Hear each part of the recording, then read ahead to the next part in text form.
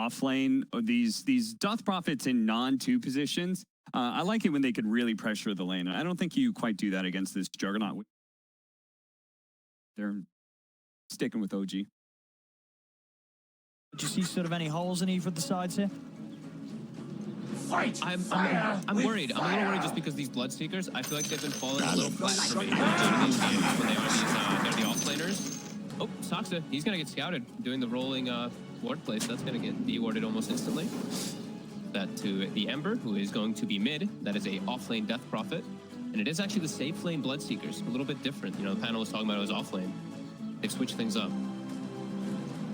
Okay, yeah. I mean, and what sort of reasoning is this for? Is this a certain matchup that they're trying to get going? I guess they feel that the 30 seconds. It's not going to be easy for lane is decent too. I think it's in particular kind of similar. The Ember and the Bloodseeker idea, the concept of it is that they can both just be fine under the tower. Feeling good, man. Feeling good, man. Huh. And I guess, I mean, who else are you going to throw into the off lane? I guess like they wanted to have a Bloodseeker carrier and like a Death Prophet. So yeah, to the point where, as you said, you just wouldn't feel good having the Ember on the top lane, so you have to put the Ember then mid, but then that just leaves the problem of, you know, you're against Thompson on the Clinks, and, you know, as captain of the panel, like, this is not a fun matchup for the Ember. Yeah, I don't know. They had to kind of make something work with it, and they did want to have, I guess, some kill threat and stuff down bottom. I'm not sure. This is actually really interesting. They have done this before. We've seen this a bit in the past. A Death Prophet off lane now, but I feel like you're kind of susceptible. Even though you're a little bit speedier now, you're 335 hero up top. Like, fight fire. This looks like a scary lane. Like, Jug should be threatening kills kind of constantly up here, I feel. Yeah, absolutely, yeah. Comboed with the Witch Doctor, you know, once notes out. Got a point or two in the Maledict. That and the Blade Fury will an easy kill every time with Survivor's next assassin. And if they've got the movement speed advantage on the Jug, 33 has to be very, very careful. No amount of Siphon will offset the damage that he's going to get coming in from that combo. Yeah. This is cool though. I'm trying to like think of, like, I guess it's just because Skitter can actually do the best in bottom too. I'm trying to really think about why they would want to have against this setup, because it's quite a powerful duo lane, right? This Earth Spirit Darks, you know, once there's a few points in the Iron Shell, they're going to be playing aggressive in your face. Yeah, but with Grimstroke and Bloodright, right, they can spam the wave out so hard that they probably don't have to worry about it. Yep. But they could have also put Death Prophet there, but then maybe, I don't know. This is just probably the best lane that they figured they could have it all set up as. Because it's going to hurt the Ember a bit here, but I think I think he'll be able to get last hits anyway. Even though he's going to get pushed out a bit, he'll be able to farm under tower as a step. Yeah, we'll see. The next level we'll see sort of how hard it is going to be, you know, already sort of just having 2 points to steering arrows. It's just as consistent and harassed that top no struggle throwing out towards him. It is so much damage really that Spearing Arrows does now at level 1 and 2. Like 24, 36, 9 is already getting pressured. He's got the Stray Freddy's. He can catch him off guard if 9 doesn't play careful. No, but as you say, the first few waves, 9 did a grand job of getting, you know, trading CS very nicely. 12 last hits on him. Missed any. And how are we looking on our side lanes? On the first Skeeter, he's farming fine bottom. Up top as well. I mean, this is on this top half of the map. Against these two, mid one shouldn't really get any pressure on him, right? This should be a pretty free farm Jug lane. Yeah, it should be for the most part. It depends on what happens with like the creep pulling and everything like that. But yeah, we're seeing mid one. He's chasing away the Nyx to the disrupt the pull, and they're trying to reset that lane. Yeah, I mean, mid one should be just fine up here. It's just, if they're able to find any kills, they are kind of speedy. And do I see that right? Yeah, 33 is bringing boots down. So that's what they're going to use to prevent them getting spun down. Boots on both of these heroes. The next level, please. No tell. Starting with the Maledict. Yeah, step away. Let's see Skeeter get aggressive onto Saksa. As soon as the Bloodright's down, feet out of them. Yep, solid lane start here for, I'm going to say Tundra, even though, you know, just everyone remember, this is now Tundra. Tundra Esports. Yep, it's a great start. All 3 lanes pretty much perfect. So this setup right now is working, and I'm seeing bottom. Yeah, they can't pressure Skeeter at all. Like, this is definitely the right choice by them to have this. It's still early days, right? Level 3, the Darkseer has just kicked in, but still he's able to just do just fine. Bottom might have to be a little bit careful if he steps up, depending on how much they get with these ion shots. Gotta give him skills. Top 3, trying to get aggressive. Here we have the combo. Validate down. With the Blade Fury, he's going to have to siphon the Creeper just to try and get some extra heals.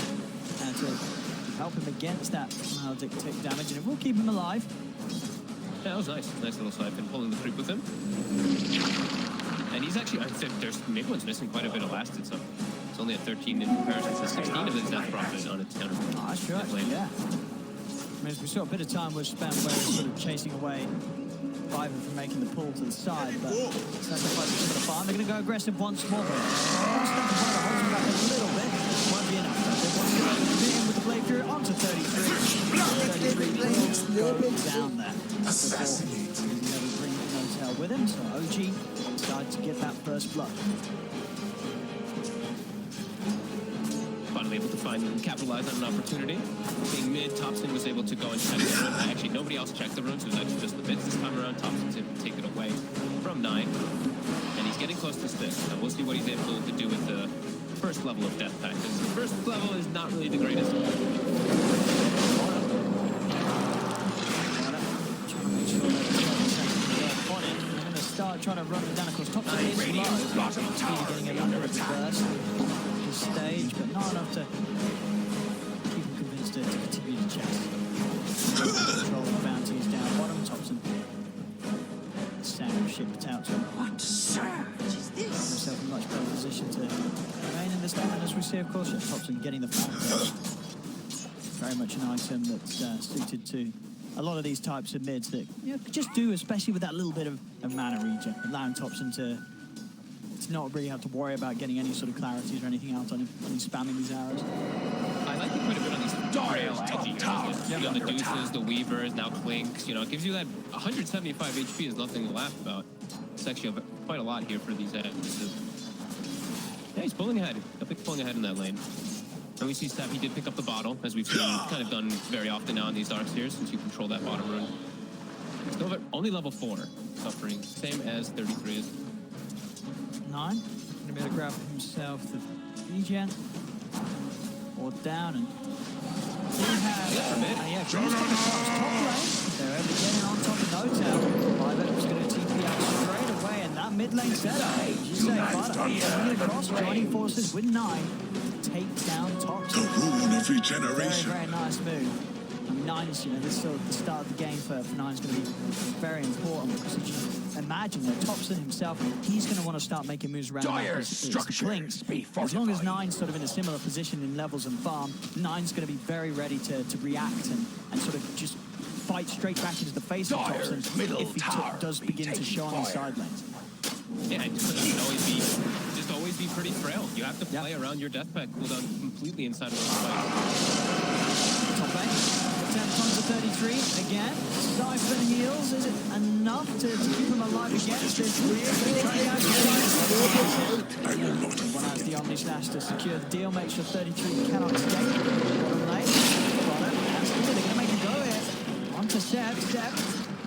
Has got a TP strong, but he cannot get out of this one. Too much damage there thanks to the combo set up for Blood Right. Tundra getting some good kills here early on with their cores on pretty much every lane. Yeah, and I feel like the Rupture in particular, this game could have some massive effects. Because they have the Grimstroke too, they have potential for the double Ruptures, but they're playing versus some heroes that do require some mobility in their aspect. The Darkseer, the Earth Spirit, the Clinks in particular. Some nice targets for sure. Rupture, big one. That's a good one. Nice little body blocks. Mid-one's trying to get an aggressive onto 33. Mid-one will be fine. Damage does secure 33. Pop it. This damage and Saxa this time around coming in for that extra bit of firepower to make sure that 33 is not able to lift her or chase down Mid-one. It's out right as well. Mid-one's fine. Can it bring Mid-one's Midas on the courier BTP though? Because Mid-one went Midas on jump. Oh, damn. I mean, 8-minute Midas. You're going to be happy with that timing. It's not a bad timing at all. I mean, we saw the other day, mid one, just straying a little bit from the norm with the builds. I mean, not that Midas is incredibly rare, but it's not something that sort of, this upper division teams are going to be buying every game on their Juggernaut. Always fun to see, mid one, he's feeling the Grieve route, and no, but I'm always happy to see that. Yeah, and he's going to be able to use the Midas right away on a big creep. So, okay, cool. I mean, clearly he's trying to experiment a little. Yeah, because we saw before, what did he do before? He did Mage Slayer into Aghanim's, was the build he did on Joke the other series. It was indeed. Fada making the rotation mid. Smoke does break. Thompson's dark pepper, death pack starting just in. Nice reaction here from OG. They go across each first stun, does connect on the two of them, and there's 4 members of OG here. Nine. To be a little cautious, keeps himself to the side. They'll try to chase toward Fada. And it looks like OG won't actually be able to catch either of them. Not losing a hero. They'll keep their middle line, keep Thompson safe, but won't quite be able to catch either members of Tundra there. That might be the name of the game a lot of the times in this game too, is just unable to really catch. A lot of this catching is really going to be pressure on Soxa. As we see, he's playing versus this elusive Ember. They only have the Witch Doctor stun beside him, really with the Dark back, which doesn't really count. A 9 will get cast up. No-Tail will at least force his hand. Hasn't got anywhere out. No, I'm interested to see what Midway's going to buy after this Midas, because you see this eventually, like the Brown Boost Midas, triple branches. I want to. Is he going to go for something like a Bots or a Battle Fury? I hope so. That's the We'll see if that's on the mind of Midway. We'll see if he knows. I'm thinking he's gonna do something crazy. I feel so right. When you see nothing queued up, because you don't queue something up if you don't want your teammates to know what you're going to buy. You know what I mean? He knows in his head, I'm going to buy this item, but I don't want my teammates to know. He's got the box queued up, man. Has he got the he's got Midas box? This is the Ben Wu, right? The Merlini build. This is the Merlini build. I think it was what No-Tail was the one who was saying, or who was the one? One of them on their team. If you're trying to learn anything, don't learn from us, because they're Midas spots coming to a pub near you. Let's see. And I've talked to building this item on heroes in pubs. Yeah. He's building the Mage Slayer on the Klings. I mean, it's a good item. It's a good item. You think, oh, it's just some things to do. It's what, magic resist, agi, damage, a debuff, all for the great price of not a lot of money, really. It's not that expensive in an item if you sort of consider just all the different things that it does offer. The thing is that it has a cloak in it. It's all, a cloak is like the most valuable way of leading it. Close the gap in the setups there. Tower, be under attack. My God, they threw everything on. Wait, did they rupture him as well? Oh, right, they really didn't want to get him out. I mean, he's dead. We can confirm. Dire structure. Goes out. Same time, OG going to look to split push down bottom. Under attack. Rock under attack. He knows he gets this. That's going to be the bot stall done. It's 9. He's in looking for that healing ward. We'll get it. Try and go in up. Tower, be under attack. Down, but 9. He's prepared. Remnant back to the mid lane. Radiant bottom tower, be under attack. Rock under attack. Yeah. So it's a nice, easy tower. And 33, he's also gone for a Falcon, but I'm not sure if you pointed that one out. No, didn't bottom actually. tower, Yeah, Falcon played definitely on the up right now. Zip-One, that's the box done. So we can only imagine where he's going to go next. Midas spots Battle Fury. Midas spots Battle Fury. That's the build. I think he's going to be a little. I think he's going to get the Manta next, right? Against this sort of lineup or something, dude. No, he's not going to get Radiance. He's not doing Radiance. Midland's insane. I think Battle Fury's definitely on the cards. I mean, I'm trusting you. This looks like a good game.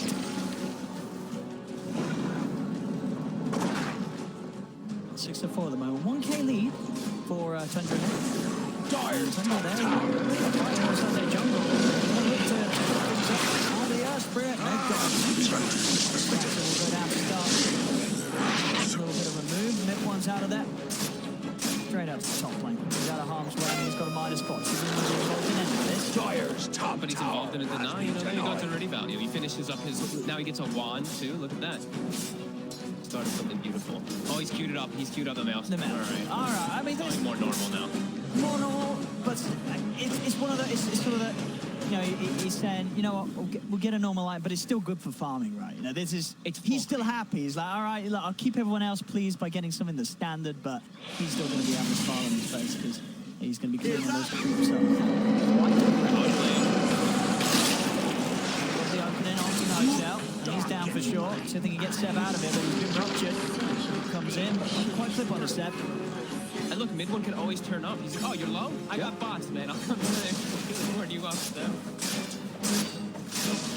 It looks like it's going to be a pretty passive style for Moji, which I feel like they kind of have to now build because the Jug, I think, at least waiting until Thompson has his item or his level 12, because like I was talking about before, Death Pack level 1 is, it's okay. Level 2, just, it's so much stronger how you went. That 8% is really a big difference.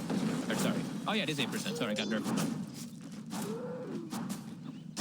It's going to be a little bit of time for PUBG before they look to actually fight. As we've seen, Tundra, they have a very strong team fight lineup, and with this 33 Death Prophet kind of leading the charge with this Ghost Scepter and a top split, he's pretty tanky. Yeah, he can actually frontline. Yeah, for sure.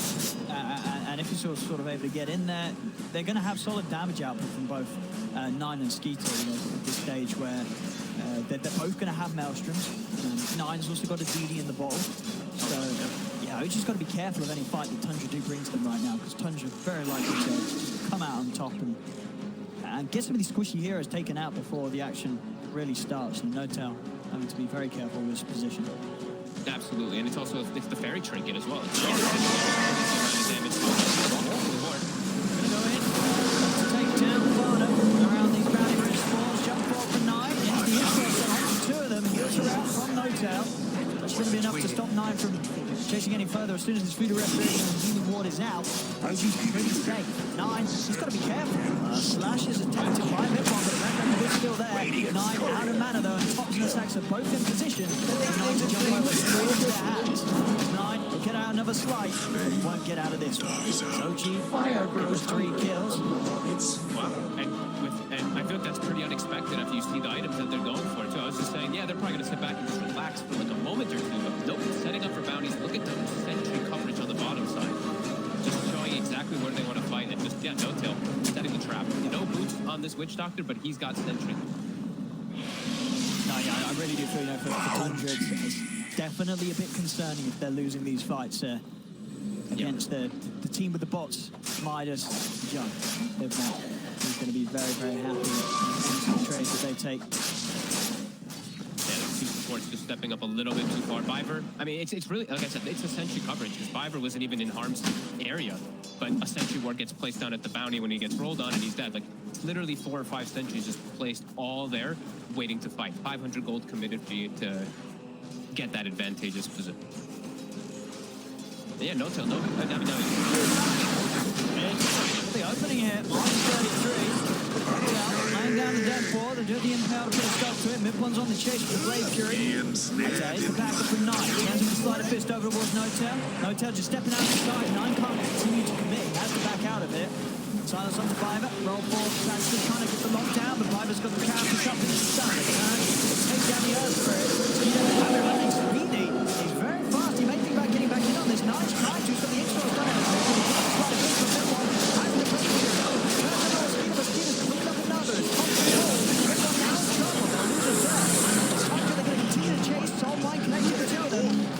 Stuns in range there, despite Canvas onto Notel. Top right down, Notel trying to run. He's taken out by another slice from Nine. 4 dead on OG. This is the sort of fight you expect to see Tundra's lineup have with the builds that they've gone for compared to OG that have gone the more greedier route. Yeah, Sox's rolling kind of baits his team into a very unfortunate scenario. As, I mean, 33, he pops Exorcism, gets a beautiful, I think, 3 or 4 man silence to start it off. Then a Blood Right to cover the ground too. Is just dream area for Tundra to set that up. And yeah, again, OG, this time a little bit overzealous. Sox putting his team into a little bit of a rough spot there with that rolling. But doesn't matter, respawn, OG, no hesitation. Now that Exorcism's down, now that the Ember used majority, 2 of the Fire Remnants at least, they can look to punch back. As Thompson, he's got his Death Pack too.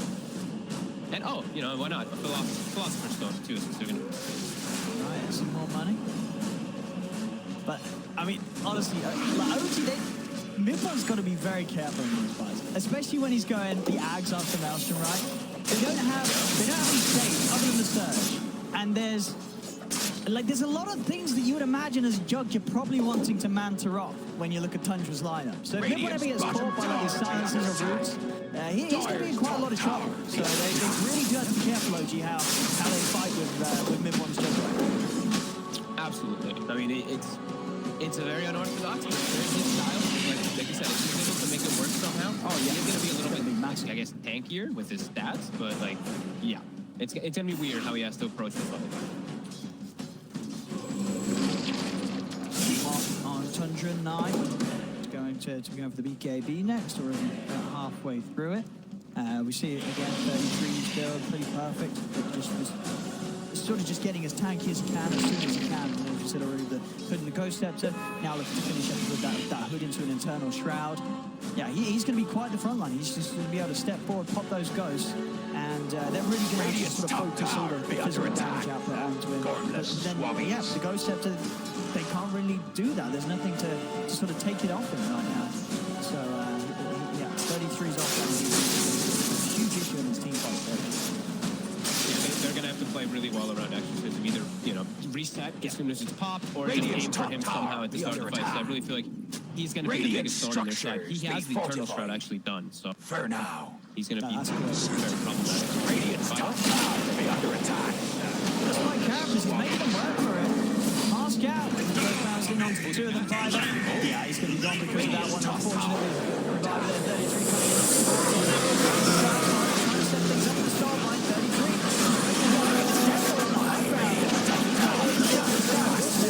Wait for it for now. Fiverr comes out from Fiverr with a body shot from Midpoint. Is the perfect target. He's able to fully commit onto the Death Prophet. 33 after the Ghost Scepter being used. Because 33 has no save then against that. This time round, Midpoint able to find a clean opportunity to take down an important core. It's pretty huge too, sure. OG, they committed out. That was about 8-second duration exorcism, to now 2-minute downtime, where I feel like OG, they can take advantage of that pretty heavily. Really does feel like Tundra is relying on that one. It's a great setup on that. In a lot of trouble. Jackson trying to come across. Got a bit of burst heal there. And Thompson stands his ground and turn. In fact, Fiverr's going to fall. Couldn't quite kill him in time. As Thompson able to, of course, just quickly grab something up with the death pact. Have that extra bit of tankiness to withstand that attempt from Tundra.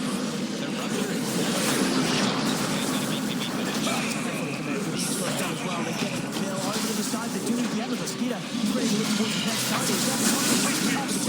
Too much. Able to move into position, block off the attempted roll away.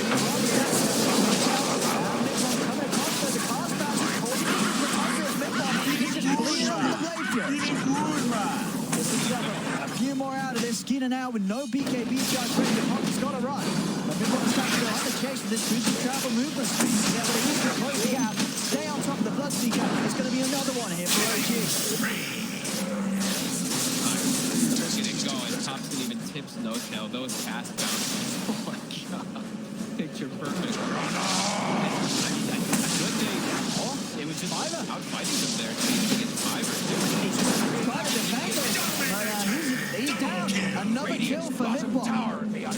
As Midpoint's really doing it here with what could not really be described as anything less than some sort of like mega Chad build. There's Midas spots, Maelstrom Aghanims. I mean, Aghanim Shark. You don't get more impressive than this. He has no fear against their lineup. He's just ready to start killing people. And he is. He really is 6-1 and 7. I cannot believe how much he's on it. I mean, fun through it. Oh, and here we go next. There's a Swiftling. We saw him fix this into his build when he did the Mage Slayer Axe build the other day. And, I mean, Swiftling's amazing. Did, of course, when some of the new Blinks came out, it was pretty much the weakest right. But the recent buffs have just made this a very appealing item to get on these Agi characters. Especially on Juggernaut. Blink and then you Quick Slash with the bonus damage.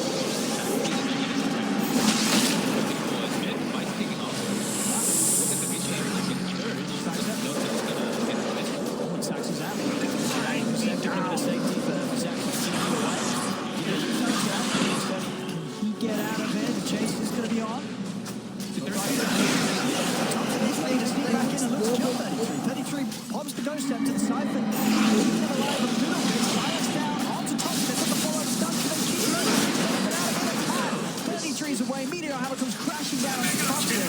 But today's around from this one. Comes in with the switch back. Gets the kill. And he's taking it out of the nose. He's left back in. Here comes the Omni Stack to the big one as well. 9.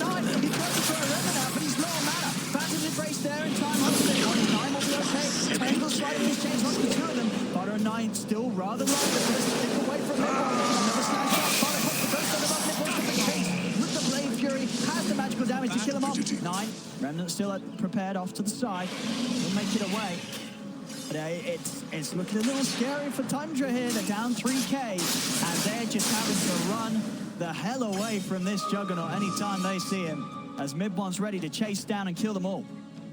That was such a weird way that it all kicks off too. I'm seeing 33 running through a wall of illusions, and the skeletons from the Clinks are actually killing him at the same time too. Then Tops in full commits, somehow baits them to where Mid-One's going. Mid-One gets a wrap around. This is just constant fighting. As you respect from OG, but a little bit of a different kind of style here with Mid-One. He's got the Eagles. I mean, he's unbelievably farmed. 24 minutes in with this amount of farm. Level 21 as well too. They're trying to match. He's actually doing a good job. 7-1 and 9, but he's still getting out farmed. They're looking for a fight now though with Exorcism back up. Fiber. They want to catch Mid-One somehow. But it's not.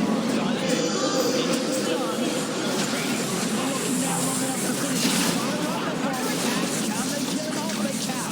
They will get it. They may lose a lot of heroes for this. The skeletons are out.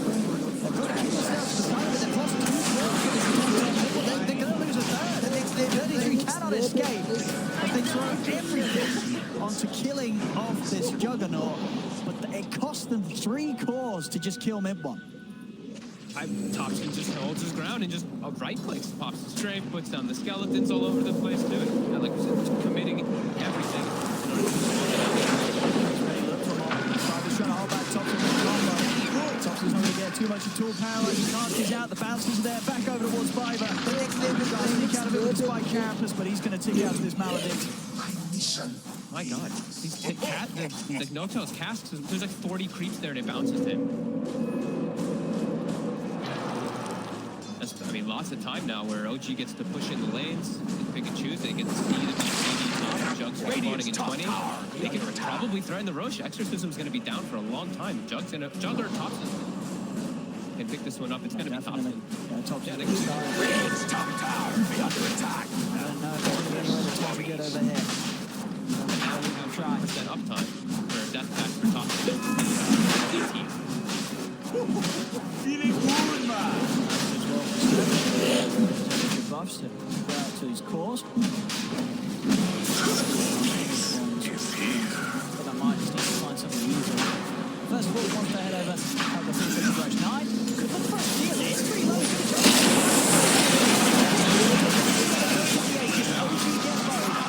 Mid-One's able to pick it up, and now that's right down Skeeter.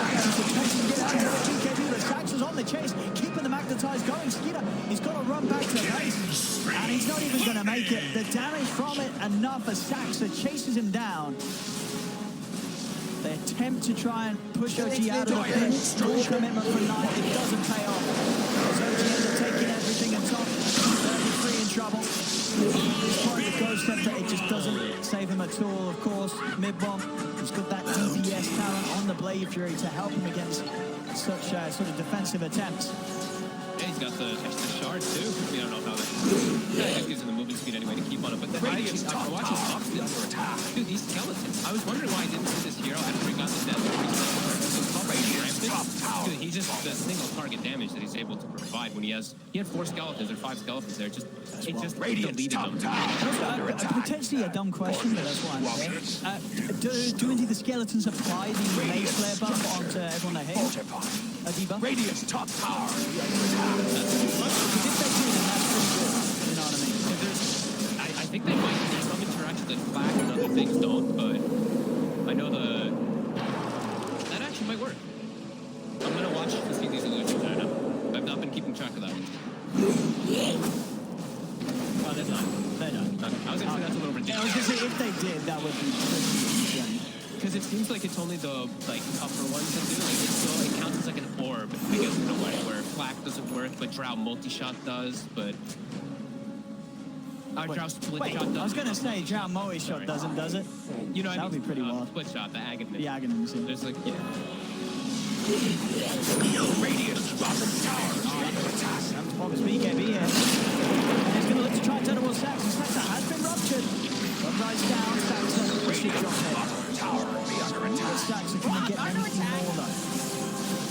OG groups up Titans ready for Tundra to try and make an attempt on them. Bars is out, Thompson chasing him. She's getting caught apart, out to them and out the side.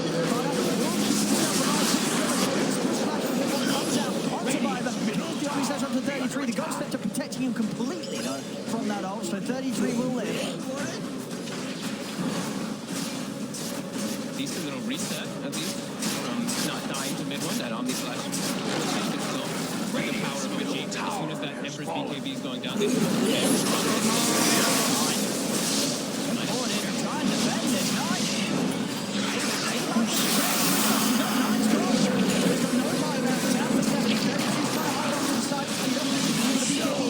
taken down one, they look for anything else. They're just feeding into 33, forcing him to try and escape. He's still good to go, popping the Blade Fury, just taking down Steeler. The damage farting like the Blade Fury DPS and that Iron Shell, just kicking out too much damage for Steeler to deal with. And this, I mean, Juggernaut just looking like such a good hero with all these little upgrades that he's got. And now Blade Flurry is, I mean, just your spin is so relevant with this build. You're getting nails from almost every game with this shard. This one, I feel like, is basically a display of how much power it can provide in the fight. Radiant's middle tower has Doesn't matter if you're Ghost Scepter, you're just getting so much damage beat onto you, and OG. Radiant's middle barracks Rallied around with this Dark Spear, just buffing up his jug. You know, the Switch is speed. The Switch Flash. And damage ain't done by that initial burst. With the Aghanim Shard ability. under attack. But for the Aghanim's ability, then the follow-up's always going to be there with the Blade Fury and that movement speed to allow you to easily stay on the target. You cannot run away from this jump. Look at that. Radiant middle Again. be under attack.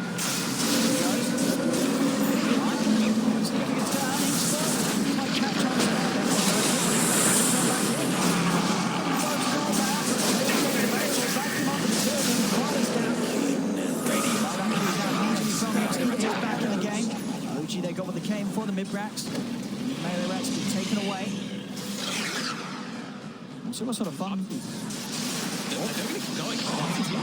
Mid-one's going to have Omni Slash back up in 5 seconds as well. The next label play. Thompson just sitting on the high ground. He knows that they can't really go on him. They're going to try 5-man smoke. He has an arcane. He's just dropping skeletons. And right now there's 6 skeletons in this area for them to fight into. There's going to be more. It's a very dangerous defense. They're going to have to attempt to Tundra. Radiant's top Skeletons. Guys have 9 as soon as you leave this into. They're going to try and wrap around now. They've managed to get Stacks in. So what more they can get, Steeler heading over more Stacks. Step one, the North Coast, he took it out. High back straight away, Steeler will be able to pick up Step. They've taken out 2. It's gone up to Motel to find another. They are managing to hold the defense here, Tundra. With 3 kills, Thompson. I was trying to run, but it's too much damage. Ripples in as well. 3 with the Ghost Spectre will live. Skeeter TPing out. He cannot afford to run through this army of skeletons sitting there on the high ground. Like, 9 has this, I mean, it's not really but he gets hit once and his damage is completely negated because of that Mage Slayer. But in this last fight, he actually just pretty much died to Thompson's. Dyer's bottom remnanted tower through, be down. slighted to dodge a little bit of it, and then Thompson just made another step. Once to go them with it. Thompson getting a little bit too aggressive there. And that was just, I mean, his death though on top of that too. Oh, geez. Look at how cocky he's playing.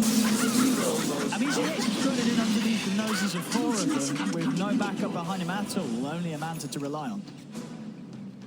That's how strong he feels right now. Thompson. Oh, Farah didn't even get the chance there to pop the Ghost Scepter.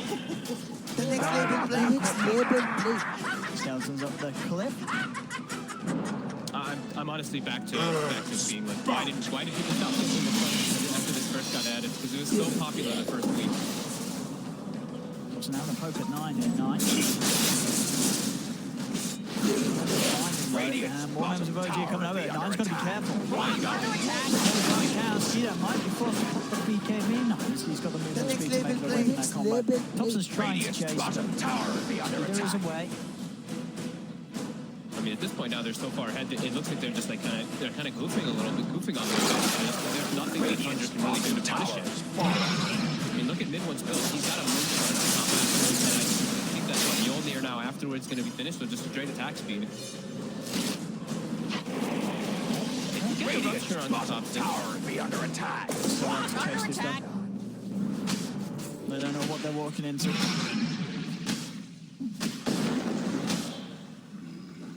Okay, the maximum attack speed build is online now for mid-one. 0.28 seconds.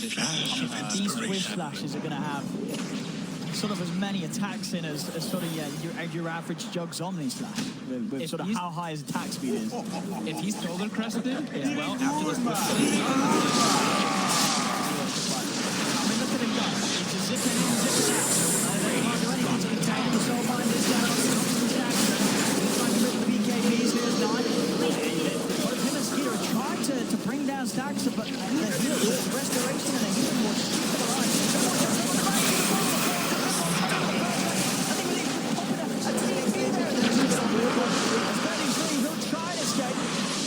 He will manage to do so, but that's 9 down.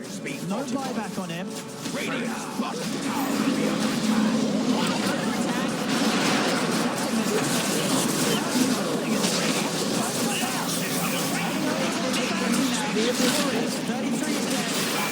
Also dying outside of the fountain.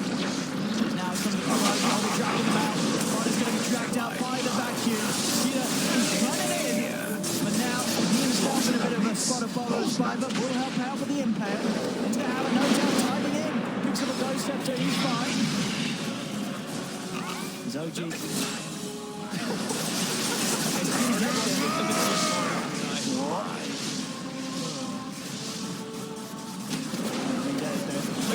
Some objectives here. Is it really the time to start fountain diving? I mean, they are 26k up there. It's OG. They're going to look for those opportunities to beat them right back into the base. And with his BKB, he's got to run. We'll make it out of there. OG, and they'll just call it. They'll call it. They don't want to mess around with this one anymore. Tundra as OG.